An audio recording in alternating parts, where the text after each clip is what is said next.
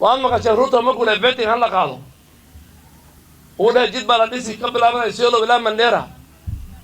ركبة بكينيا وفريسون وياهم وحالي ورابي لتجست برته كالرجيست وأبو عير صمه كويدو حالنا هاي شكلها جوجيه دولكودا غريهودا waxa gali laami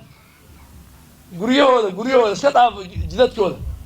guriyahooda laami la galiyo 62 sano Kenya ay tahay xor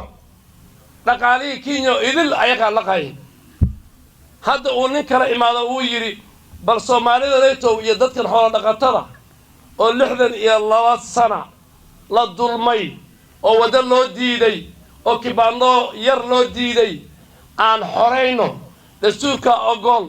egu inta ka noqday waxa lagu bilaabay buuq shalay laakiin uu hadlay shalay man baasuuq hadlay wuxuu yiri wax masaamaxado aan bixin maro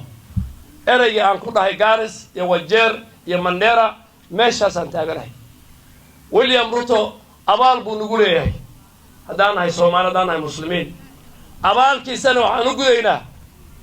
inaan kibaano qaadano kibaano Soomaaliyeed waa la qaadan oo faati ma jiro